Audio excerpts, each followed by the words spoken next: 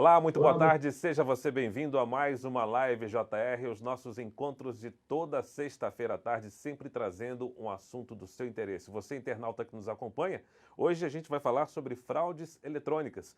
E o nosso convidado na Live JR é o deputado Vinícius Carvalho, do Partido Republicanos de São Paulo. Deputado, muito boa tarde, seja bem-vindo.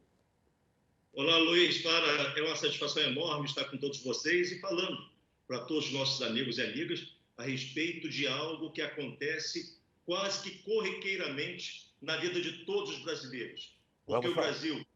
Vamos falar sobre isso já. Vamos falar sobre esse assunto em instantes, deputado. Deixa eu só apresentar aqui os nossos convidados desta tarde, desta Live JR, os repórteres especiais do Jornal da Record. André Tal, de São Paulo. André, boa tarde. Boa tarde, Fara. Boa tarde a todos. Olá. E de Belo Horizonte a gente recebe também a participação do Luiz Gustavo. Seja bem-vindo, Luiz Gustavo. Muito obrigado, Fara. Boa tarde, André, e boa tarde, deputado. Lembramos que essa Live JR é transmitida ao vivo pelas redes sociais da Record TV, do Jornal da Record e do portal R7. E também será exibida ainda nesta sexta-feira, a partir das 6h10 da tarde, na Record News. Você, internauta que nos acompanha, a partir de agora, pode enviar as suas perguntas para tirar suas dúvidas, para fazer sugestões sobre esse projeto de lei número 4554, de autoria do deputado Vinícius Carvalho, sobre fraudes eletrônicas. Deputado, começando aqui a nossa rodada de perguntas, o que levou o senhor a criar esse requerimento para votar esse projeto de lei? Olha, Luiz, a questão de fraude eletrônica, ela tem sido, como estava falando anteriormente, mais pelo anseio de se fazer alguma coisa, porque o Brasil ele se tornou um paraíso, pelo incrível que pareça, dos crimes cibernéticos. Nós temos penas muito brandas, e isso faz com que a marginalidade, a criminalidade, ela possa migrar para esse tipo de conduta delituosa sem ter a apenação que a conduta requer.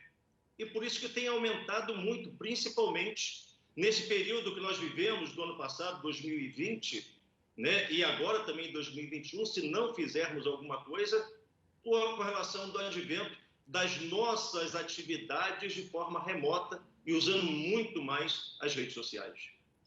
Agora, deputado, a gente sabe que atualmente esse tipo de golpe ele é indicado como uma pena de menor potencial ofensivo, um crime de menor potencial ofensivo.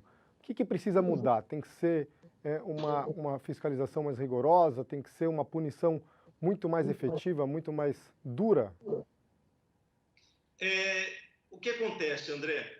Nós temos conversado, inclusive eu conversei com especialistas da Polícia Federal, que é a parte de coordenação de crimes fazendários e crimes cibernéticos. O grande problema que existe hoje, na prática, é que, da forma que o crime é cometido, muitas vezes não consegue se chegar às vítimas, porque as vítimas são em vários estados da nossa federação, falando a nível Brasil.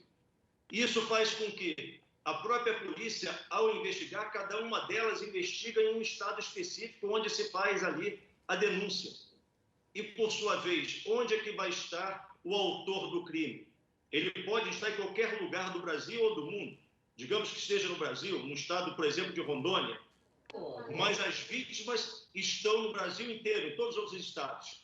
Os 26 estados da federação vão promover ali, junto à sua polícia judiciária, a investigação. Então não vai chegar nunca a um denominador comum, e essa pena que hoje, por essa prática, é de 3 meses a 1 ano, quer dizer, na verdade, a pessoa não vai ficar presa, ela vai ser condenada se for a prestação de serviços. E, por sua vez, com esse advento de cada estado poder hoje a investigar, porque hoje não é feita a investigação no local de autoria do crime, mas sim no local das vítimas. Então, isso nunca vai acontecer de uma condenação ampla, porque pode-se, inclusive, prescrever com uma pena tão baixa. Deputado, falando em pena tão baixa, a pena de 1 ano cabe, inclusive, até a suspensão do processo, ou seja, do ponto de vista prático, nada acontece com o infrator. Mas, ao contemplar a perspectiva desse projeto, o senhor também imaginou ou existe a possibilidade de que seja isso incluída na sua ideia estrutura para as delegacias? Porque o Brasil é muito grande, especialmente no interior, a vítima dificilmente sabe a quem recorrer. São pouquíssimas as delegacias especializadas em crimes cibernéticos. O que acontece, na verdade, Luiz Gustavo, é que as polícias especializadas, tanto em âmbito estadual quanto a Polícia Federal, já têm o seu departamento especializado nestas condutas delituosas. Hoje o que nós temos é uma pena muito branda. A verdade não é a falta de estrutura organizacional das instituições de polícia judiciária, da polícia de investigação, ou da Polícia Federal também no aspecto judiciário de investigação em âmbito federal.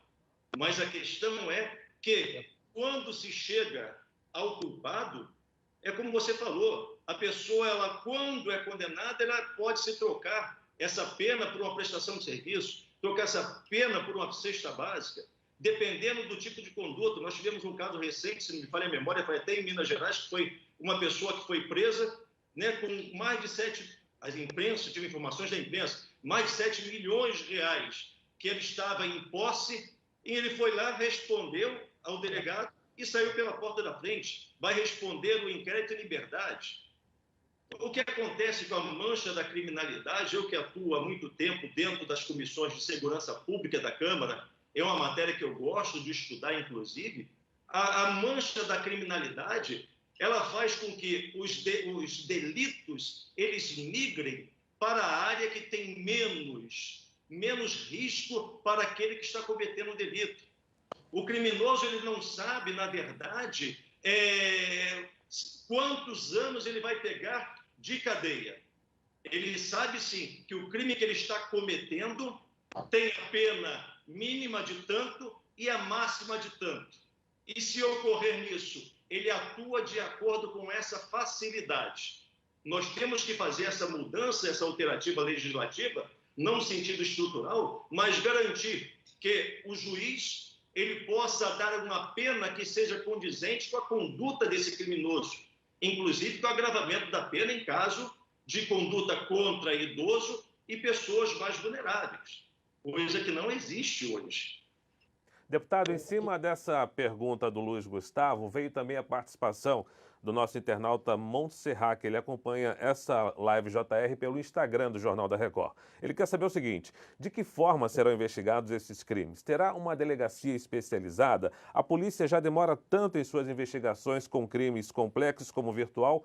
Como será possível isso? O fato, por exemplo, de uma vítima estar aí em Minas Gerais, como Luiz Gustavo, e o criminoso está no Nordeste, está no Norte do país. Quem vai investigar isso? E só a gente fazendo um adendo aqui, que esse projeto é de autoria, na verdade, do senador Isalci Lucas, do PSDB do Distrito Federal, ex-deputado, e o deputado Vinícius pediu a urgência dessa votação. Então, deputado, como é que o senhor responde ao Montserrat? Como é que seria a estrutura de investigação de crimes como esse? O que acontece, Luiz Pará? Com relação ao requerimento, nós apresentamos e já fomos designados pela presidência da Câmara como relator desse projeto, quando ele for para plenário, está na iminência de ir na próxima semana para plenário. Então, colaborando com essa informação, inclusive a autoria do senador Isalci, que é o nosso amigo. Então, no que diz respeito a essa parte de estrutura que as pessoas elas têm essa preocupação, hoje já existe, como eu disse a princípio, se não me falha a memória, até no próprio comentário do André Tal, essa estrutura ela já existe porque cada estado tem a sua polícia e tem as suas especialidades. Quando a ação do criminoso ele passa a ser denunciado num estado específico, então investiga-se ali. Mas se esse autor entende-se por investigação que ele vem de outro estado, então passa a ser uma competência da própria Polícia Federal em fazendo ali um trabalho de parceria, de troca de informação, de inteligência com a polícia desse estado que recebeu a denúncia. Então, o comando dessa investigação, pelo que nós percebemos e já acontece, por ser em nível, né, de vários estados da federação, é da competência da Polícia Federal, por ser em âmbito nacional, para poder não ter essa diferença de cada estado faz uma investigação diferente. Agora, deputado, segundo uma consultoria para grandes bancos, o prejuízo dos golpes virtuais no ano passado foi de 3 bilhões e 600 milhões de reais, um aumento de mais de 50% em relação a 2019. Na prática, o que significa esse valor para a economia do país? Olha, toda vez que você fala que houve um rombo nas contas públicas, que houve um rombo dentro de determinado segmento, isso traz, no caso financeiro, os bancos não vão, como empresa nenhuma, vão operar em cima de prejuízo. Então, quando tem qualquer tipo de fato em que este banco, essa instituição, no segmento que estamos falando, na sua pergunta, trata-se do sistema financeiro. Então, estima-se esse rombo por conta desta fraude em torno de 3 bilhões de reais. Isso certamente vai ser repassado para toda a sociedade por conta dos serviços que existem do sistema financeiro. Quem paga a conta sempre é a sociedade. Então, por isso que a sociedade, por intermédio dos seus representantes, elas são motivadas por essas informações, são motivadas pelos segmentos para poder o Estado fazer alguma coisa. E o que é o Estado fazer alguma coisa neste caso em si? Não basta somente, tanto Fara, quanto também Luiz Gustavo, quanto André, prender os criminosos. Mas o que nós precisamos é mostrar que esta atuação que as polícias têm feito, e ainda que muitos pensem que demore, mas um processo de investigação ele tem que ser feito com toda a minúcia, embora com agilidade, embora com responsabilidade, mas ele não pode deixar as primícias da ampla defesa, dos direitos constitucionais daquele que está sendo investigado. Então, quando é feito esse trabalho de forma muito detalhada, nós vemos que a polícia prende, mas a justiça manda soltar. Por quê? Porque a lei diz que o parâmetro para se prender é aquele, a pena é aquela. Por isso que nós, no meu caso, como representante na Câmara dos Deputados, nós estamos apresentando uma majoração da pena. Inclusive, eu fiz uma majoração dentro desse projeto quando esta fraude resultar em prejuízo econômico. Porque no texto da lei hoje, no artigo 154, no parágrafo 2º, dá lá uma penação de 1/6 de aumento da pena em caso de crime, prejuízo econômico.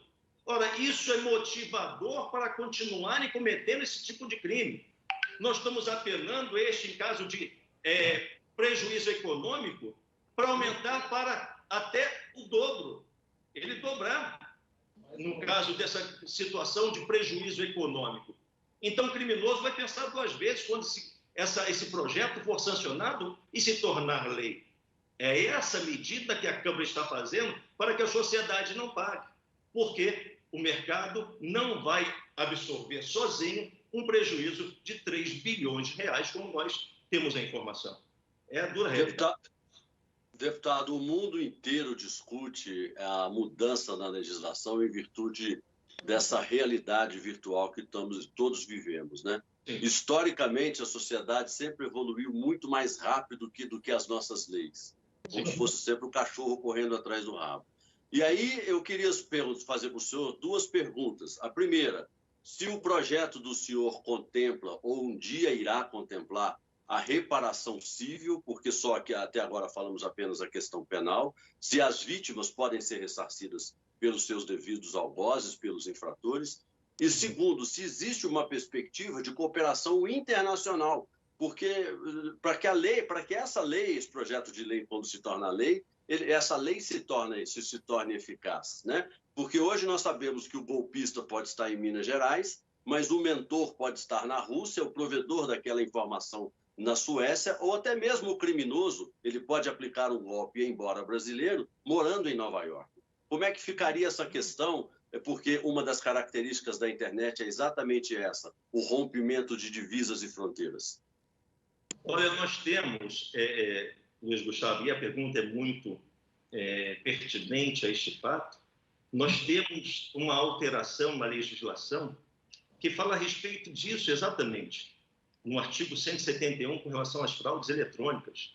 Né? Nós temos uma consideração de que a vítima, num caso de furto que ela sofre, em que ela não tem direito a se defender, tem as suas qualificadoras.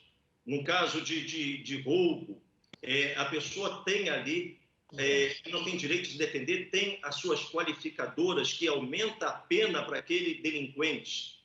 Hoje não existe isso no ordenamento jurídico. Quando um criminoso das redes sociais, um cybercriminoso, ele pratica o crime, ele está hoje ligado a dentro da questão do artigo 171 do Código Penal, que é o estelionato. Muitas vezes nós vemos as fraudes eletrônicas. Já não dá direito à vítima. Mas quando ele tem, no caso, a sua atuação, seja aqui no Brasil, no caso do Brasil, seja no Brasil, mas se ele coloca em provedor em outro país, a pena dele é agravada, porque ele está tirando ali a possibilidade de investigação, tirando ali a possibilidade de defesa da vítima e do próprio Estado em fazer o procedimento investigatório. Por quê? Quando se trata de crime internacional, entra uma outra esfera que é a polícia internacional, a Interpol, juntamente com a própria Polícia Federal, que trabalham nesse conjunto para poder quebrar essa articulação existente entre vários países, entre vários estados, né, no sentido geral. Por isso que nós estamos agravando a pena para o caso de também o criminoso pensar, não, vou deixar o provedor em outro país para poder dificultar as informações. Perfeito. Vai ser um risco que ele vai correr, mas vai ter a sua pena aumentada nesse sentido. Nós lembramos que esta Live JR será exibida logo mais a partir das 6h10 na Record News. E você, internauta que nos acompanha agora ao vivo, pode enviar as suas perguntas para as nossas redes sociais, as redes sociais do portal r7.com, do Jornal da Record e da Record TV Oficial. Deputado, por falar nisso, tem a participação aqui da Inês Maria Toss. Ela quer saber a relação desse projeto, se há relação e se vai conseguir proteger os nossos dados, que sabemos, diz ela, estão sendo negociados abertamente pelas grandes plataformas digitais. O que o senhor pode fazer de relação entre o projeto para julgar esse tipo de crime, essas fraudes eletrônicas, e tem também essa questão da Lei Geral de Proteção de Dados, que foi votada no segundo semestre do ano passado, entrou em vigor há pouco tempo e tenta se adequar aí à nossa realidade eletrônica. Como é que o senhor vê essa relação? Olha, esse projeto ele tende, inclusive, a alcançar a Lei Geral de Proteção de Dados no que diz respeito às apenações. Porque a apenação que existe dentro da lei geral, ela se molda na legislação atual, que é essa que nós estamos querendo modificar, seja do artigo 154, seja do artigo 155, seja do artigo 171, que nós estamos modificando, majorando a pena e aumentando também a pena nas qualificadoras. Então, de certo que alcançará também, nesses casos que nós temos visto, e fomos vítimas, todos nós cidadãos brasileiros, fomos vítimas há pouco tempo do vazamento dos nossos dados. Mas, como a lei penal não retroage, a não ser para beneficiar o réu, é a lei.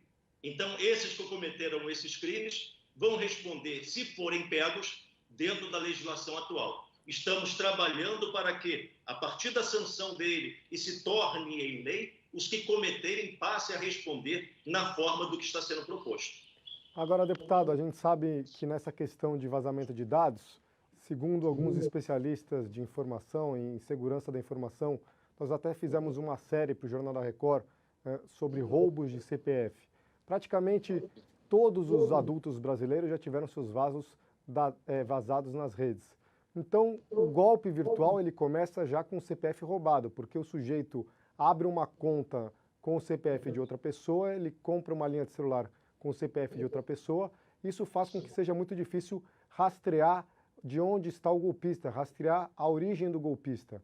Como fazer para combater essa fraude, sabendo que eles têm esse tipo de estratégia?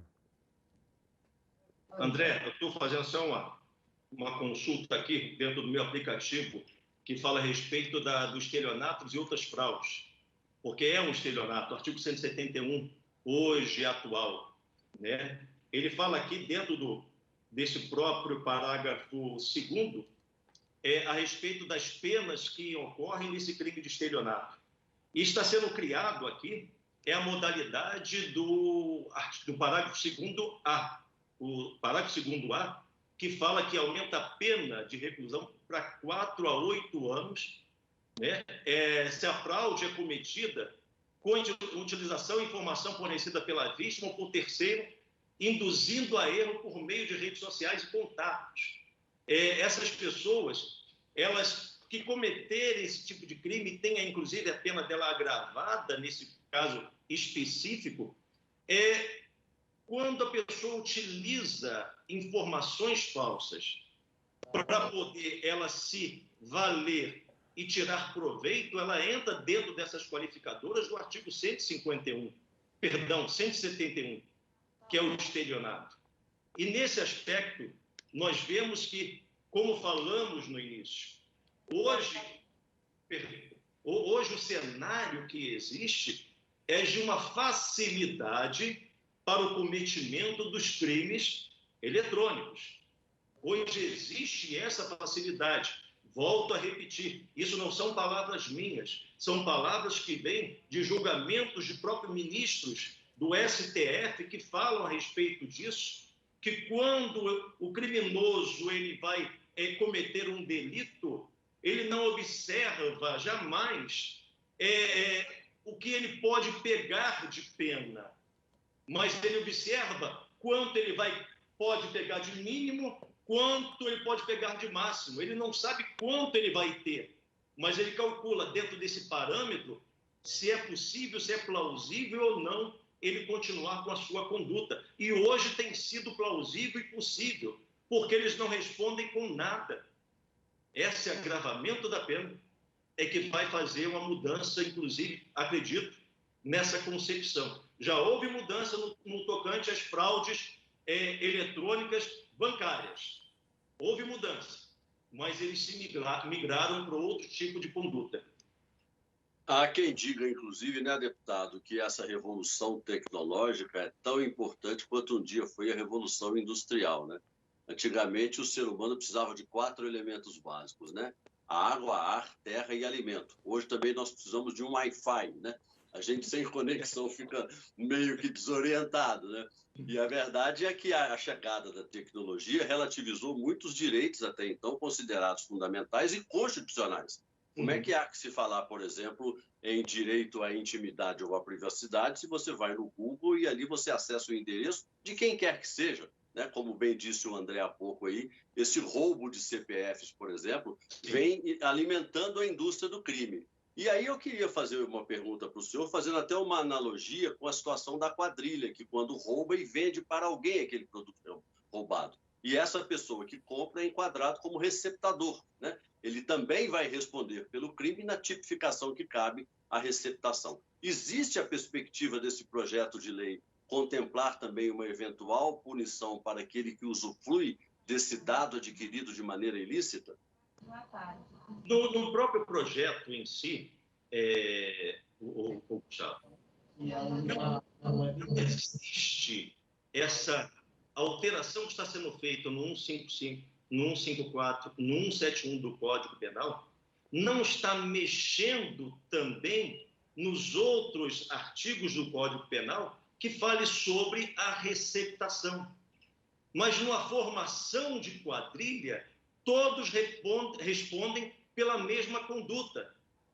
Todos respondem pela mesma conduta, né, na medida da sua participação, da sua atuação, da gravidade, do resultado do crime.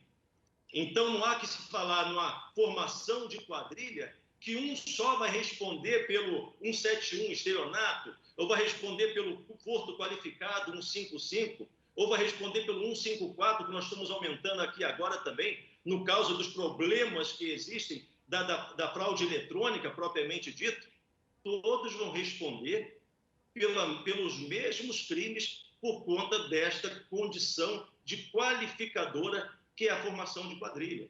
Então, não vejo nenhuma separação. Nós não estamos impedindo a justiça de continuar fazendo isso. Nós estamos ampliando para a justiça a possibilidade de apenar com rigor aqueles que, de fato, for comprovadamente o causador do dano à sociedade, à população. Deputado, nós já citamos aqui que a autoria desse projeto é do senador Exalci, do PSDB do Distrito Federal. O senhor é o autor do requerimento que pede que coloque-se esse projeto em votação. E eu quero saber o seguinte, o senhor já obteve uma resposta do presidente Arthur Lira? Como é que está também a articulação do senhor, do senador Exalci, com os partidos, com os seus pares aí no Congresso, no Parlamento, para que se realmente coloque esse projeto em votação, porque as vítimas desse tipo de crime não aguentam mais, né? A gente já citou vários exemplos aqui, o André falou, o Luiz Gustavo falou, de pessoas que têm CPF roubados e esses criminosos fazem compras, fazem dívidas em nome de cidadãos comuns e honestos. Como é que está a articulação aí no Congresso para que esse requerimento seja aceito e a lei e o projeto seja votado o mais rápido possível? Eu estive participando nesta terça-feira, próxima passada, da reunião de líderes, como vice-líder do partido, e conversamos com o presidente Arthur Lira na própria reunião de líderes, falamos sobre esse projeto.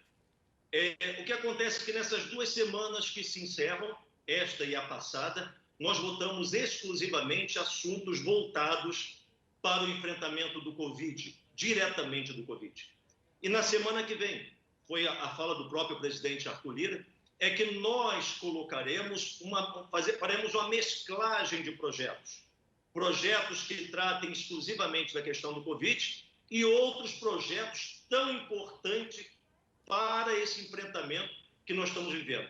Dentre eles, nós temos falado sempre a respeito do 4554, que é esse projeto que nós somos o relator, fomos designados pelo nosso partido e com a aquiescência do presidente do presidente Arthur Lira, para ser ali o relator. Estamos votando somente esse posicionamento nesta semana. Vamos ter reunião de líderes possivelmente na terça-feira, em que se definirá a pauta. E acredito que pelo espírito que existe na própria bancada dos líderes, a base de governabilidade do país, um posicionamento favorável. Existia só um ponto divergente em relação ao projeto com o próprio deputado Efraim Filho, que eu conversei pessoalmente, que fala a respeito do artigo 2º, que eu substituí o artigo 2º do projeto, e substituí porque eu atendi uma solicitação da Polícia Judiciária Federal por parte da Coordenação de Crimes Fazendários e também de crimes cibernéticos, que tratava, na ótica, o projeto inicial que veio do Senado, dizia que um lugar para investigação dos crimes seria a residência das vítimas. Por isso que eu dei aquele exemplo de que isso seria inócuo, porque se o autor está em um estado da federação, né, e hoje, e pela sugestão, as vítimas dos outros 26 estados da federação poderiam fazer as suas denúncias, cada estado fazendo a sua investigação, quer dizer, nunca chegaria a um denominador comum, e esse autor, por conta do tempo que tem no projeto hoje, certamente se respondesse, se não prescrevesse a sua pena, ia ser uma pena muito mínima, muito branda. Então, nós retiramos esse dispositivo, permitindo que fique a regra geral, para que o crime ele seja investigado no lugar de residência do autor. Vai ser aquela polícia judiciária naquele aspecto do autor. Se o crime for interestadual, então entra a competência da própria Polícia Federal, mais da residência do autor. Agora, deputado, essa semana o presidente Jair Bolsonaro sancionou uma lei que torna crime a perseguição obsessiva online. com penas aí de 6 meses a 2 anos de prisão. Tudo isso ainda é muito novo, principalmente para a minha geração.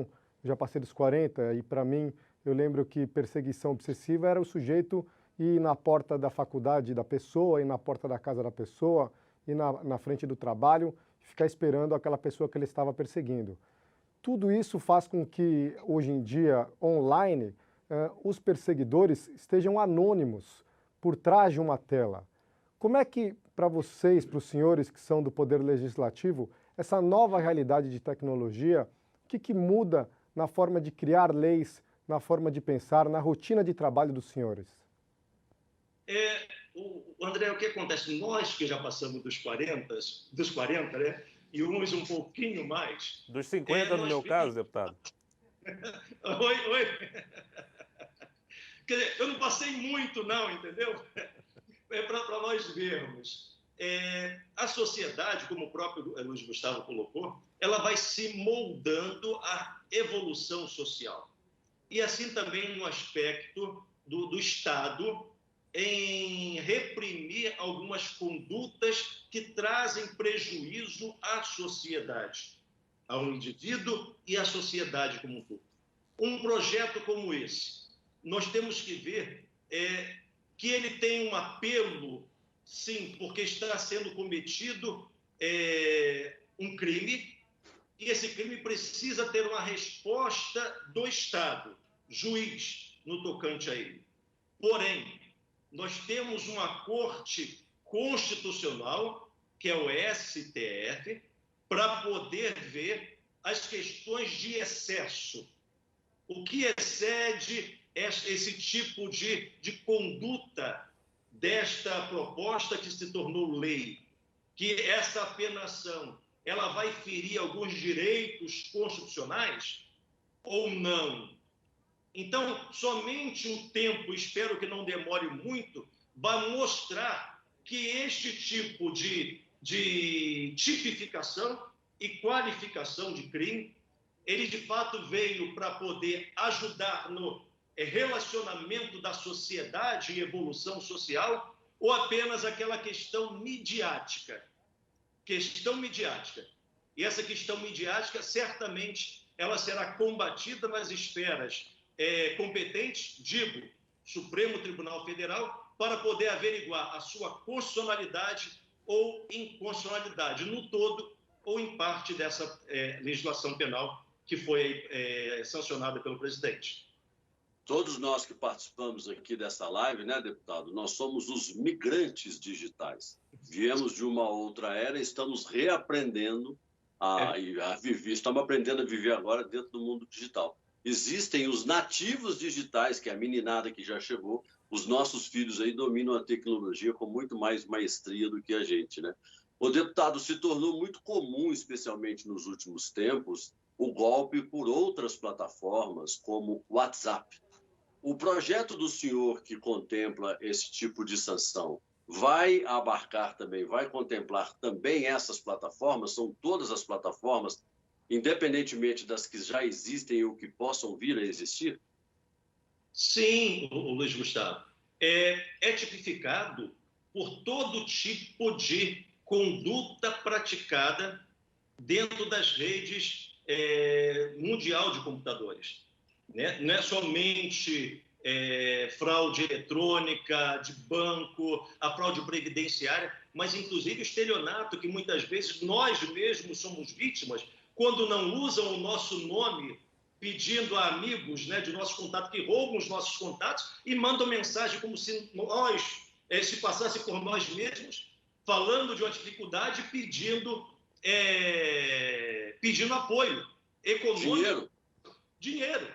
Eu passei por uma situação dessa esses dias e me fiz de vítima, de fato, para o estelionatário. Falei assim, poxa, amigo, tudo bem? Né? Você está passando um problema, pode contar comigo. O que você está precisando? Ele me pediu dinheiro. Eu falei, tá bom, me passa o número da conta. Ah, não, faz o Pix para mim.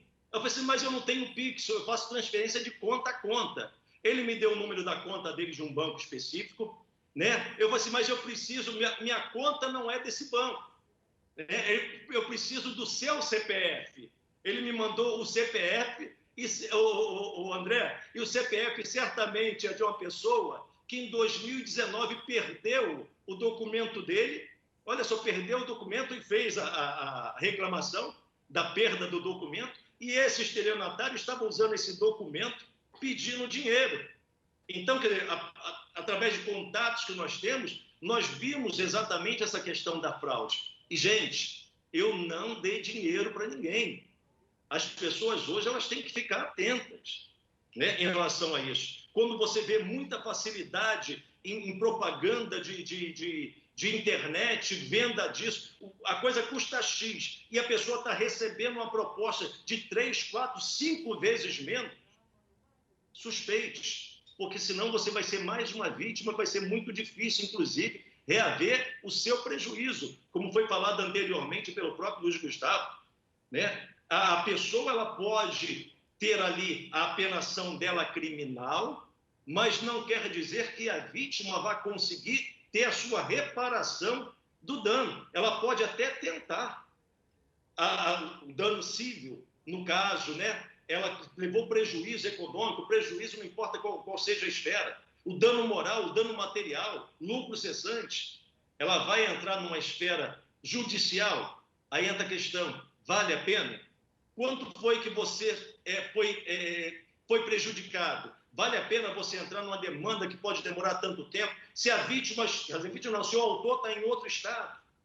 Então é melhor a pessoa ela ficar sempre atenta para não se tornar mais uma estatística desta dura realidade que nós queremos mudar com a aprovação desse projeto, o 4554, que é contra as fraudes eletrônicas. Deputado, o nosso tempo está quase chegando ao fim, mas dá tempo aqui de eu ler o comentário da Maricélia Caldas, que acompanha a live JR pelo YouTube do Jornal da Record. Ela diz o seguinte: aqui em Osasco, São Paulo, houve um vazamento de dados pela empresa de energia local, mas não disseram nada, nem deram satisfação do caso para o meu marido. Agora, os bandidos têm os dados da conta da energia elétrica. As empresas também podem ser punidas pela falta de segurança na manutenção dos dados dos seus consumidores? Sim, sem sombra de dúvida. Essa é a responsabilidade objetiva das empresas. Então, nenhuma empresa pode chegar e simplesmente pedir desculpas. Tem uma empresa de concessionária também de energia elétrica do estado de São Paulo, não vou citar o nome aqui, que mandou para mim um e-mail dizendo que os meus dados foram vazados, né? Eu como cidadão, não como deputado federal, como cidadão, acredito que ele tenha mandado isso para todos os seus contatos, que eles estavam tomando providências. Só que se passou já 2 meses e eu estou esperando de mandarem outro tipo de informação dizendo quais foram as providências tomadas. Se eles não fizerem dentro de um tempo hábil de uns 3, 4 meses, eu vou notificá-los extrajudicialmente para saber as providências. E aí sim tomar as medidas cabíveis no tocante à responsabilidade objetiva que todas as empresas que têm os dados dos seus clientes, elas têm responsabilidade de cuidar. Aí seja assim, reparação de danos morais, se teve prejuízo por conta disso, tem que se provar. Danos materiais e, se há algo mais, o próprio lucro cessante. Nós temos tempo aí para mais uma pergunta rápida e uma resposta rápida. André Tal. Não, acho que eu só queria mencionar, porque aqui no Brasil, em troca até de um desconto na farmácia, todo mundo dá os seus dados, o CPF, né? Nos Estados Unidos, quando alguém pede o Social Security Number, que é o equivalente, a pessoa fica desconfiada.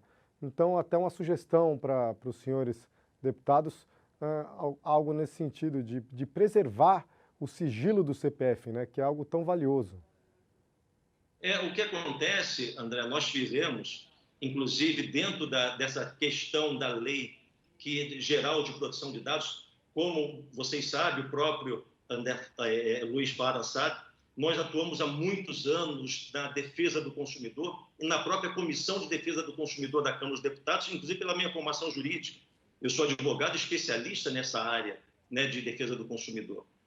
Quando você tem projetos que falam a respeito da Lei Geral de Proteção de Dados, eu sou um dos poucos, e posso afirmar isso, que vai para plenário para poder chamar a atenção com relação à parte de proteção do cidadão, né? Porque pensa-se muito no avanço tecnológico, na evolução econômica, no desenvolvimento econômico e social, mas ninguém olha para esse lado que trata a respeito da proteção, preservar as informações do cidadão. Então, nós temos procurado trabalhar sempre que isso chega ao nosso conhecimento na Câmara dos Deputados, quando não nas comissões que fazemos parte, que é a Comissão de Segurança Pública, Comissão de Defesa do Consumidor, ou em plenário, quando estamos na constância da liderança, como líder do partido naquele momento. Então, nós sempre atuamos nesse sentido, mas eu não vejo nenhum projeto hoje na Câmara, pelo menos não tenho esse conhecimento direto, que trate a respeito de preservar exatamente o cadastro de pessoa física de todo cidadão do nosso país. Ok, deputado, eu agradeço mais uma vez a sua presença aqui na Live JR, deputado Vinícius Carvalho, do Republicano de São Paulo. Agradeço também a participação dos repórteres especiais do Jornal da Record, André Dal e também Luiz Gustavo. A Live JR volta na próxima sexta-feira, sempre a partir das 3 da tarde, com o assunto do seu interesse. Lembramos que este programa será exibido logo mais, a partir das 6h10, na Record News. Obrigado pela participação de todos e até o nosso próximo encontro.